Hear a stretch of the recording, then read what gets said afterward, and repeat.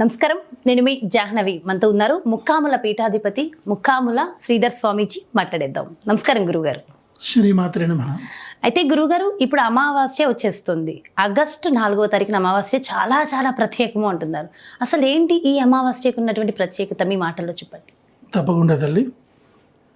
ఆషాఢ మాసమే చాలా ప్రత్యేకమైన మాసం. ఆషాఢ మాసాన్ని సాధారణంగా అందరూ కూడా శూన్యమాసంగా పరిగణలో తీసుకుంటారు. ఎందుకంటే ఉత్తరాయణం వెళ్ళిపోయి దక్షిణాయనం వస్తుంది. అంచేత దీన్ని ఏమిటంటే ఈ సంధులు ఆయన సంధికి సంబంధించిన ఈ మాసం శూన్యమవుతుంది అనమాట. అంచేత ఈ సమయంలో ఏ శుభకార్యాలు చేయరు. అంచేత దీన్ని అందరూ కూడా దూరంగా పెట్టేస్తుంటారు. కానీ ఆధ్యాత్మిక పరంగా ఆషాఢ మాసం అంత శ్రేష్టమైన మాసం ఇంకొకటి లేదు. అయితే ఈ యొక్క ఆషాఢ మాసంలో విశేషం ఏంటంటే ఉత్తరాయణంలో మనం పూజిస్తే ఎంతైతే ఫలితం వస్తుందో, దక్షిణాయనంలో పూజిస్తే ఎంతైతే ఫలితం వస్తుందో, అంటే యథార్థంగా చెప్పాలంటే సంవత్సరం అంతా ఆరాధన చేస్తే ఎంత ఫలితం వస్తుందో, ఒక ఆషాఢ మాసంలో భగవదారాధన చేస్తే అంత ఫలితం వస్తుంది. అంత విశేషమైన ఫలితం వస్తుంది అన్నమాట. ఈ ఆషాఢ మాసంలోనే పాడ్యమి మొదలుకొని దశం వరకు వారాహి నవరాత్రులు వస్తాయి.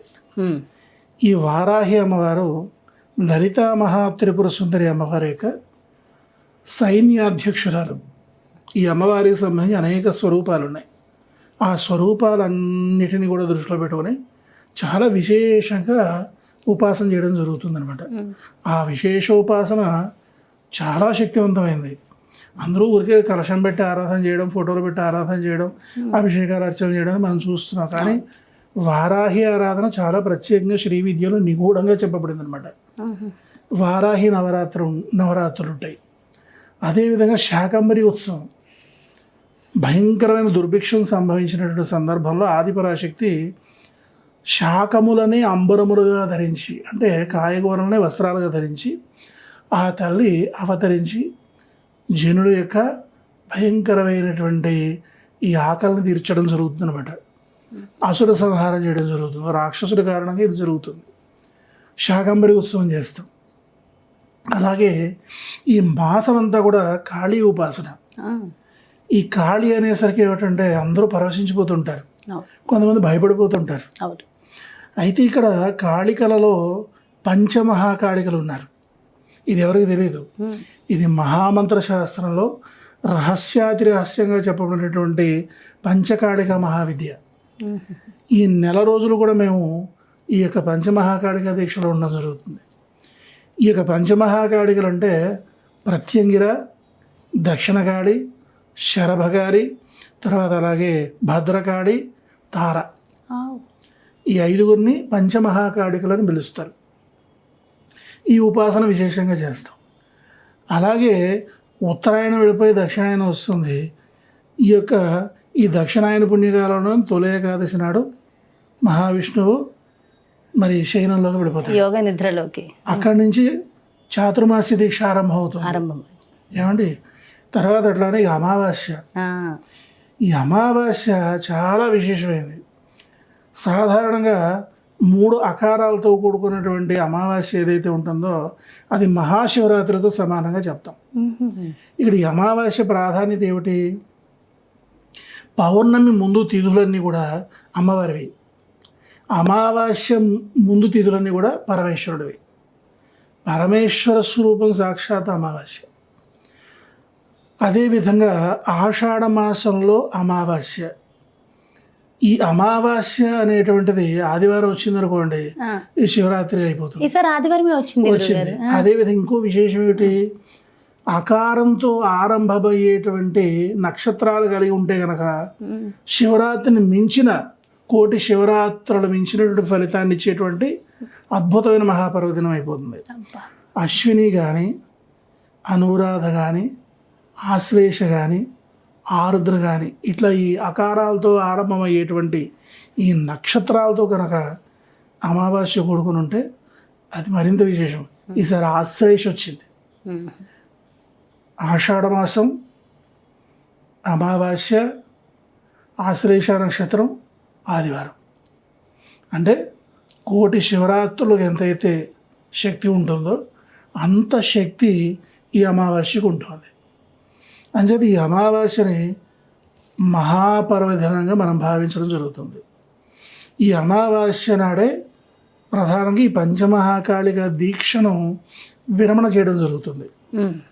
అలాగే ఈ యొక్క ఆషాఢ మాసోత్సవాలన్నీ కూడా అమావాస్య నాడే ఉద్వాసం చెప్పడం జరుగుతుంది. అంచేత ఇది చాలా శక్తివంతమైనటువంటి అమావాస్య చెప్పబడడం జరుగుతుంది. దక్షిణాయనం ఆరంభమైన తర్వాత వచ్చినట్టు తొలి అమావాస్యగా మనం చెప్పుకుంటాం అనమాట. అంచేత విశిష్టమైన అమావాస్యగా ఈ ఆషాఢ మాస అమావాస్యను మనం చెప్పుకుంటాం. అయితే ఈ అమావాస్య నాడు ఎవరెవరు అసలు ఏం చేయాలంటారు? ఈ యొక్క అమావాస్య చాలా ప్రధానమైందమ్మా. ఇందులో ఏమిటంటే ఈ యొక్క ఉపాసనలు చాలా ఉన్నాయి కదా. ఆధ్యాత్మిక పరమైన రీతిలో ఈ యొక్క కాళీ ఉపాసన, ఈ పంచకాళిక ఉపాసన ఇవన్నీ ఉన్నాయి. ఇవన్నీ మనం విశేషంగా చేసుకుంటాం. ఈ నెలంతా కూడా ఉద్వాసన చెప్పుకుంటాం. అలాగే ఈ యొక్క అమావాస్య నాడు చేసేటువంటి సాధనలు అత్యద్భుతమైన ఫలితాలు ఇస్తాయి. ప్రతి మాసంలోనూ కూడా 5 మహాపర్వదినాలు వస్తాయి. ఏమిటవి? పౌర్ణమి, అమావాస్య, కృష్ణపక్షంలో వచ్చే అష్టమి, చతుర్దశి, రవి నెల నెల మారుతూ ఉంటాడు, రాశి మారుతుంటాడు, రవి సంక్రమణము అంటాం. ఈ 5 పంచమహాపర్వదినాలు. అంచేత ఈ పంచమహాపర్వదినాల్లో అమావాస్య ఒక పర్వదినం అయింది, పరమేశ్వరుడికి ప్రియమైన తిథి అయింది. ఆషాఢంలో అంటే దక్షిణాయనం వచ్చిన తర్వాత మొట్టమొదటి అమావాస్య అయింది.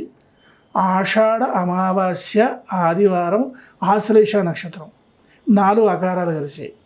అంచేత ఎంత శక్తివంతమైందంటే అంత శక్తివంతమైంది. ఈ సమయంలో మనం మన కుటుంబ రక్షణకి విశేష రీతిలో ఉపాసన చేయాలి. అలాగే అఖండమైన సిరి సంపదల కొరకు లక్ష్మీదేవిని ఈరోజు మనం ఉపాసన చేసినట్లయితే కనకవృష్టిని కురిపిస్తుందో తల్లి. అవునా? అయితే అమావాస్య అనగానే మనకు లక్ష్మీ పూజ అని కూడా అంటూ మనం విశేషంగా చేస్తాం. కానీ ఈ అమావాస్య, ఇప్పుడు రాబోయేటువంటి అమావాస్య నాడు కనుక లక్ష్మీదేవిని మన శక్తి అనుసారంగా ఉపాసన చేసినట్లయితే అఖండమైన ఫలితం ఇస్తుంది. ఉపాసన అనగా ఎలా చేయాలంటారు? ఉపాసన అంటే ఏముందమ్మా, మనం అభిషేకాలు చేసుకోవచ్చు. శ్రీ సూక్త విధానంగా శ్రీ సూక్తంతో చక్కగా పంచామృతాలు, పళ్ళ రసాలు, సుగంధ ద్రవ్యాలు ఇవన్నీ కూడా అభిషేకం. అలాగే లక్ష్మీదేవికి ప్రియమైన సుగంధ పరిమళ పుష్పాలతో, పసుపు కుంకుమలతో మనం సహస్రనామాలతో అర్చన చేసుకోవచ్చు. అలాగే లక్ష్మీ మహామంత్రం జపం చేసుకోవడము, లక్ష్మీ ధ్యానం చేయడము, కమల హోమము, కమల బీజ హోమము. ఓకే, అంటే కమలాలతో తామర పూలు ఏం చేస్తామంటే తేనెలో ముంచి హోమం చేస్తాం. మోదుగ సమిధలు ఉండాలన్నమాట. మోదుగ సమిధలు ఉంచి ఆవు నెయ్యిని కలిసి సమ్మిళితం చేసి తేనెలో తామర పుష్పం ఉంచి మనం హోమం చేస్తే లక్ష్మీదేవి మన ఇంట్లో స్థిరంగా ఉంటుంది. రాత్రి సమయంలోనే చేయాలంటారు? రాత్రి కాలంలో లక్ష్మీ యామము అంటారు. మనకి రాత్రి కాలాన్ని విభజన చేసేస్తాం. సాయంత్రం 6 గంటల దగ్గర నుండి 9 గంటల వరకు లక్ష్మీయామం, 9 గంటల దగ్గర నుంచి అర్ధరాత్రి 12 వరకు దుర్గాయామం, అర్ధరాత్రి 12 గంటల దగ్గర నుండి తెల్లవారుజామున 3 గంటల వరకు కాళీయామం, తెల్లవారుజామున 3 గంటల దగ్గర నుంచి ఉదయం 6 గంటల వరకు సరస్వతి యామం. ఆయా ఉపాసనలు ఆయా సమయాల్లో చేయాలి. ఓకే, సో లక్ష్మీ యామం కాబట్టి 6 గంటల నుంచి 9 గంటల సమయంలో 9 మనం ఈ యొక్క కమల హోమం లేదంటే కమల విత్తనాలు, తామర విత్తనాలు దొరుకుతాయి చూసారా, వాటిని చక్కగా నేతిలో వేసి కమల బీజ హోమం కూడా చేసుకోవచ్చు. అలా చేసినట్లయితే ఎంత కటిక దారిద్ర్య దోషాలన్నా సరే తొలగిపోయి లక్ష్మీ కటాక్షం అనేటువంటిది సంపూర్ణంగా లభిస్తుంది అక్కడ లక్ష్మీ ఉపాసనకు సంబంధించి. అలాగే మనకి ఈ యొక్క ఖాళీ సంబంధమైనటువంటి మహామంత్రాలు ఉపదేశం తీసుకోవాలన్నా, లేకపోతే ఉపదేశం పొందినటువంటి ఆ మహామంత్రాలని అనుష్ఠానం చేసి ఆ రోజు చక్కగా హోమం చేసి సిద్ధికరమాన్ని పూర్తి చేయాలన్నా కూడా ఈ అమావాస్య చాలా శ్రేష్టమైన అమావాస్యగా చెప్తారు. అలాగే ఇది ఈ విధంగా ఉండగా క్షుద్ర విద్యోపాసకులకు కూడా చాలా మహాపర్వదినంగా ఈ యొక్క అమావాస్యను చెప్పడం జరుగుతుంది. ఈ రోజుల్లో కూడా ఉన్నారంట క్షుద్ర ఉపాసన చేసేవారు. అమ్మా ఇక్కడ ఏమిటంటేనమ్మా రకరకాలైన సంప్రదాయాల్లో ఉపాసన చేస్తున్నారు. అంటే క్షుద్ర విద్యోపాసన అంటే ఏమిటి? నెగటివ్ ఎదుటివారి శ్రేయస్సు కొరకు చేసేటువంటి ఏ సాధన అయినా సరే అది మంగళకరమైన సాధనే అవుతుంది. ఎదుటివారి కీడు కోరి చేసేటువంటి ఏ పూజ అయినా సరే, ఏ అభిషేకమైనా, ఏ ఆరాధన అయినా, ఏ ఉపాసన అయినా సరే అది క్షుద్ర విద్యోపాసనలోకి వచ్చేస్తుంది. అయితే ఇక్కడ ఏమిటనమాట, అయితే ఎక్కువగా ఉన్నది వాళ్ళే ఈ రోజు. నిజంగా చెప్పాలంటే కలియుగ మాయో మహత్యమో ఏంటో కానీ వాళ్ళే మనం బాగోకపోయినా పర్లేదు కానీ పక్కన వాడు మాత్రం బాగుంటే ఓరవలేం. అట్లానే ఉన్నారమ్మా. పూర్వం ఏమిటంటేనమ్మా విచిత్రం, నేను ఈ మధ్యకాలంలో నేను చాలా ఎక్కువగా చూస్తున్నాను. పూర్వం ఈ క్షుద్ర విద్యలు చేసేవాళ్ళు ఆ అమావాస్య రోజు అర్ధరాత్రి ఎవ్వరూ లేనటువంటి అందరూ నిద్రపోయిన తర్వాత ఎవరూ లేని సమయం చూసుకుని వాళ్ళు శ్మశానాల్లోకి వెళ్ళి ఏకాంతంగా దిగంబరంగా సాధన చేసేవాళ్ళు. అది రహస్యంగా చేసేవాళ్ళు. ఇప్పుడు ఏమైనా ప్రత్యక్షంగా వాళ్ళు మేము ఇలా చేస్తాం, కూడా వీడియో కాల్ చేసి చూపించి ఇలా చేస్తాం, ఇలా చెందుతాం, అది చేసేస్తాం, ఇది చేసేస్తాం అని చెప్పడమే కాకుండా ఇంకా రక్తాలతో దేవుళ్ళకి అభిషేకాలు చేసేస్తూ, మాంసాల నైవేద్యాలు పెట్టేస్తూ, మాంసఖండాలు హోమాల్లో వేసేస్తూ, మందులు హోమాల్లో వేసేస్తూ, ఇక ఎంత బాబాయ్ అసలు చూడ్డానికే వినడానికి కూడా తట్టుకోలేనంతలా అంత భయంకరంగా వీడియోలు తీసి మరీ పెట్టేస్తున్నారు. అంచేది ఇక్కడ ఏమైపోయింది, క్షుద్ర విద్య ప్రదర్శన అధికమైపోయింది, క్షుద్ర విద్యోపాసన అధికమైపోయింది. అసలు ఏంటి క్షుద్ర విద్యలన్నీ చూసి జనాలందరూ భయభ్రాంతులకు గురైపోతున్నారు. అంచేత ఎదుటివాడు శ్రేయస్సు కోరేటువంటి వాళ్ళకంటే ఎదుటివాళ్ళు నాశనం అయిపోవాలని కోరే వాళ్ళ సంఖ్య పెరిగిపోతుంది. అంచేత ఈ విధానం మంచిది కాదు. ఎప్పుడైనా సరే సర్వజన హితోభిలాషులై లోక కళ్యాణార్థం విశ్వశాంతిర్థం మనం సాధన చేయాలి. ఆ విధంగా సాధన చేస్తేనే మనం అభివృద్ధి చెందుతాం. అలాగే ఇంకోటి ఏంటంటేనమ్మా అన్యాయం, అక్రమం, అధర్మం ఇట్లాంటివన్నీ ఉన్నాయి చూసారా, వీటన్నిటి కూడా భగవంతుడే అంతమంది ఇచ్చేస్తాడు. అంతే మనం భగవంతుని ఆశ్రయిస్తే సరిపోతుంది. మనం ప్రత్యేకంగా చెయ్యి, ఇది చెయ్యి, అలా చేసేయి, ఇలా చేసేయి అంటే కుదరదు. సో క్షుద్ర విద్యలు చేయాలనుకునే వాళ్ళకు కూడా ఆ రోజు మంచిది, చాలా పర్వదినంగా ఆ రోజు చేస్తారు. అంటే మనం చాలా జాగ్రత్తగా కూడా ఉండాలి, చాలా జాగ్రత్తగా ఉండాలి. మన ఎనర్జీస్, మనం పాజిటివ్ ఎనర్జీస్ ఎక్కువ పెంచుకోవాలి. ఇప్పుడు అమ్మవారి ఉపాసన ఎక్కువ చేసుకోవాలి. అవతల వాళ్ళు ఏం చేస్తారు, మన కీడు కోరి సాధన చేసేటప్పుడు ఆ యొక్క ప్రభావం అనేది మనం పడకుండా మనం కూడా విశేషంగా చేసుకోవచ్చు. అంచేత అమావాస్య నాడు ప్రత్యేకంగా పూజలు చేయడం అనేది కారణం అదే.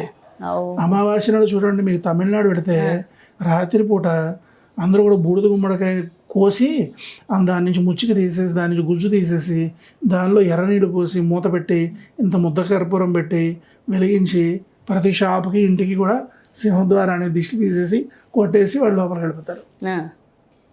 ఆ క్షుద్ర విద్యలన్నీ కూడా ఇక్కడతో ఆగిపోతాయి అనమాట, లోపల ప్రవేశించలేవు. అంచేత ఏమిటనమాట, క్షుద్ర విద్యోపాసకుల బారి నుండి రక్షించుకోవడం కోసమైనా మనం అమావాస్య సాధన విశేషంగా చేయాల్సిన పరిస్థితి ఉంటుంది. అంచేత మనం అమావాస్య నుంచి బహుజాగ్రత్తగా దృష్టిలో పెట్టుకుని ఈ యొక్క అమావాస్య సాధన చేయడం ద్వారా ప్రధానంగా చక్కగా ప్రత్యంగిరా మహామంత్రం అందరూ జపం చేసుకోవచ్చు. ఆ మంత్రం ఒక్కసారి చెప్తారా గురుగారు? తప్పకుండా తల్లి. అంత ముందు కూడా మనం ఈ ప్రత్యంగిరా మహామంత్రాన్ని అందరికీ ఉపదేశం ఇవ్వడం జరిగింది. మన శిష్యులందరూ కూడా చాలా విశేషంగా చేస్తుంటారు. మరలా మన ప్రేక్షకుల కోసం చెప్పండి. అందరూ కూడా చక్కగా రాసుకోండి. ఇదే ఉపదేశంగా భావన చేయండి. ఇక రకరకాలుగా ఏవో చెప్తున్నారు అందరూ, ఎవరి మాట వినాల్సిన పని లేదు. చక్కగా మీరు ఈ మహామంత్రాన్ని రాసుకొని ఉపదేశంగా భావించి అమ్మవారి పాదాల చెంత ఉంచి, లేదంటే అమ్మవారి స్వయంగా మీకు ఉపదేశించినట్టుగా భావన చేసి ఆ మంత్రాన్ని ఎవరైనా సరే జపం చేసుకోవచ్చు. అఖండ ఫలితాన్ని ప్రసాదిస్తుంది. చక్కగా అందరూ కూడా వ్రాసుకొని మంత్ర సాధన చేసుకోండి. ఓం ఐం హ్రీం శ్రీం ప్రత్యంగిరే మమ రక్ష మమ శత్రూన్ భక్ష ఓం స్వాహ. ఓం ఐం హ్రీం శ్రీం ప్రత్యంగిరే మమ రక్ష మమ శత్రూన్ భక్ష ఓం స్వాహ. ఓం ఐం హ్రీం శ్రీం ప్రత్యంగిరే మమ రక్ష రక్ష మమ శత్రువున్ భక్ష భక్ష ఓం స్వాహ. ఇదే మహామంత్రం చక్కగా జపం దీన్ని చేసి ఎవరైనా చెప్పించుకోవచ్చు, ఎవరైనా చిన్న పిల్లల దగ్గర నుంచి పెద్దవారి వరకు ఎన్నిసార్లు స్త్రీలు చెప్పించాలి? కావచ్చు, పురుషులు కావచ్చు, వృద్ధులు కావచ్చు, వైదవ్యంలో ఉన్నవారు కావచ్చు, కన్యలు కావచ్చు, ముత్తైదులు కావచ్చు, ఎవరైనా ఏ కులం వారైనా సరే ఈ మహామంత్రాన్ని చక్కగా భక్తిగా జపం చేసుకున్నట్లయితే ఆ ప్రత్యంగిరాదేవి చల్లగా కాపాడుతుంది. చాలా చాలా సంతోషం గురువుగారు. అమావాస్యకి సంబంధించి ముఖ్యంగా అందరికీ లక్ష్మీ కటాక్షానికి సంబంధించి అద్భుతమైన మంత్రాన్ని, అద్భుతమైన విషయ పరిజ్ఞానాన్ని మా అందరికీ తెలియజేశారు. థ్యాంక్ యూ సో మచ్ గురువుగారు. నమస్కారం. శ్రీమాత్రే నమః. ఎస్, చూసారు కదండి, మరి ఇది ఆషాఢ అమావాస్య అద్భుతమైన రోజు. ముఖ్యంగా ఆశ్లేష నక్షత్రం ఉంది, ఆదివారం వచ్చింది, 4 ఆకారాలు. అసలు ఎంత విశేషం అంటే అంత విశేషం అని చెప్తూ మనందరికీ ఎంతో విషయ పరిజ్ఞానాన్ని అందిస్తూనే లక్ష్మీ కటాక్షం ఎవరికి వద్దు చెప్పండి. అష్టలక్ష్ముల సిద్ధి అందరికీ కావాలి కదా. అష్టలక్ష్ముడు సిద్ధించడం కోసం అద్భుతమైన ప్రత్యంగిర అమ్మవారి మంత్ర ఉపాసన కూడా మనందరికీ ఇచ్చారు కదా. ఖచ్చితంగా విడవకుండా ముందుగానే ఇదంతా కూడా 1కి 2 సార్లు చూసి ఈ వీడియోని రాసుకుని చక్కగా ఆదివారం అమావాస్య రోజు ఆశ్లేష నక్షత్రం కూడా ఉంది కాబట్టి విశేషంగా గురువుగారు ఇచ్చినటువంటి ఆ ఉపదేశాన్ని ఫాలో అయ్యి ప్రతి ఒక్కళ్ళు కూడా బాగుండాలని మనస్ఫూర్తిగా కోరుకుంటూ మరో ప్రత్యేకమైన కార్యక్రమంతో మళ్ళీ మీ ముందుకు వచ్చేస్తాను. అలాగే గురువుగారిని సంప్రదించాలని చాలామంది అనుకుంటూ ఉంటారు కదా. మీరందరూ కూడా ముఖాముల పీఠం ఖచ్చితంగా సందర్శించవచ్చు, గురువుగారిని వీక్షించవచ్చు. నమస్కారం.